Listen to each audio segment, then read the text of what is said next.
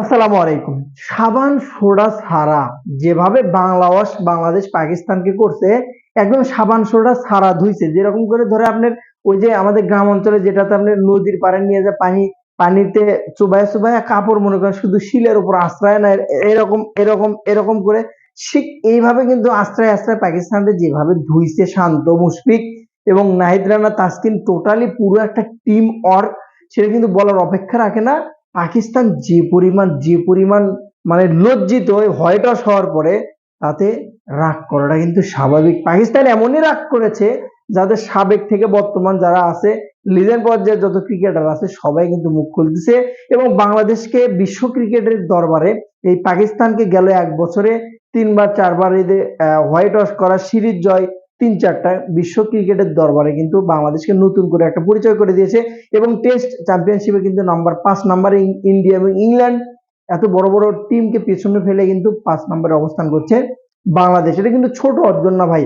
Test ক্রিকেটে একটা সময় বাংলাদেশ ব্যাটিং এ নামলে 150 প্যাকেট হয়ে যেত, 5 দিনের টেস্ট 3 দিনে কিন্তু শেষ হয়ে যেত। বেশি দিন আগের কথা না, আজ থেকে 3 থেকে 4 বছর আগের কথা।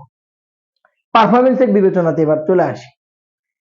বাংলাদেশের যা গেল রিসেন্ট এক বছরের পারফরমেন্স যদি আপনি দেখেন, টেস্ট ক্রিকেটের কথা যদি দেখেন, অনলি টেস্ট, সেই টেস্ট ক্রিকেটটা এই পাকিস্তানের সাথ থেকে কিন্তু উঠান, পাকিস্তানের সাথ থেকে কিন্তু শুরু হয়েছে, যেখান থেকে একবারে শুধু উঠছেই, কিন্তু এখন পর্যন্ত কিন্তু ডাউন হয় নাই। এবং পাকিস্তানের মাটিতে পাকিস্তানকে যে ওয়াশ করা, এবং যদি আপনি দেখেন বাংলাদেশে পাকিস্তানকে দুইবারকে সিরিজ জয়, এবং এই প্রথম পাকিস্তানকে দেশের মাটিতে এত বছর পরে কিন্তু হোয়াইট ওয়াশ, যেটা টেস্ট ক্রিকেটে সম্ভব, এটা কিন্তু চারটিখানির কথা না।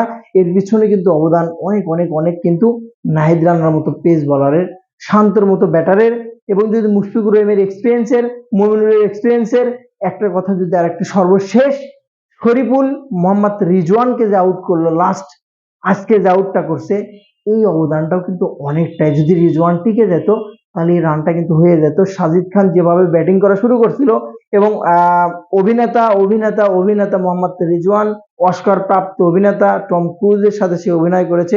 সে যেভাবে ব্যাটিংটা আগাচ্ছিল টুকটুক টুকটুক করে, সকালে যেভাবে 3 4টা ওভার যেভাবে খেললো, তাতে করে মনে হচ্ছিল ওয়ানডে খেলা।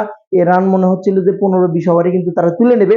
সেই কন্ডিশন থেকে শরীফুল কিন্তু নিজেকে কামব্যাক করছেন, এবং শরীফুল মোহাম্মদ রিজওয়ানকে যেভাবে ফিরাইছে, ম্যাচটা কিন্তু পাকিস্তানের ওখানেই শেষ হয়ে গেছে। এবং বলা চলে যে পাকিস্তানের অন্যতম শক্তিধর দল ছিল এটা।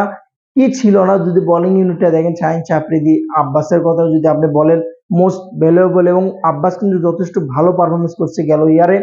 যদি আপনি দেখেন সালমান আলী আগার কথা, টেস্ট স্পেশালিস্ট খ্যাত। আপনি যদি দেখেন বাবরের কথা যদি দেখেন আপনি, এবং ইয়াং স্টার ওয়েস যাওয়ার কথা যদি বলেন আপনি, এবং টোটালি যদি শান মাসুদের কথা যদি, একটু ট্যালেন্টফুল একটা দল ছিল। এবং পাকিস্তানে কিন্তু অনেক অনেক ভালো কোয়ালিটির দলে ছিল কিন্তু এটা, যে দলটাকে বাংলাদেশ কিন্তু হারিয়েছে। স্পেশাল স্পিনার মিরাজ এবং তাইজুলের কথাও বলতে হবে আপনাকে, নামটা চলে আসবে এখানে। তানজিদ তামিমের ডেবু কথাটাও বলতে হবে আপনাকে।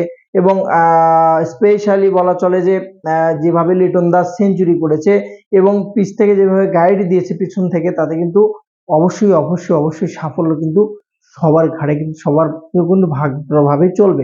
এই বাংলাদেশ, এই নতুন বাংলাদেশ, এই বাংলাদেশ যেন অকুত হয়, বাংলাদেশ যেন কাউকে ভয় করে না, এই বাংলাদেশ যেন ঘুরে দাঁড়ানোর মতো বাংলাদেশ। আজকে কিন্তু শান্তর কণ্ঠে যখন প্রেস ব্রিফিং এ শুনছিলাম যে আমরা অস্ট্রেলিয়া, ইংল্যান্ড, ইন্ডিয়ার মতো দলকে টেস্ট ক্রিকেটে সামনে চাই, এটা কিন্তু একটা চারটিখানি কথা না। বুকে সাহস, কনফিডেন্স না থাকলে এত বড় কথা বলা যায় না। সামনে ক্রিকেটার কোথায় যাবে, কোথায় অবস্থান করছে, সময় সাপেক্ষে বলে দেবে।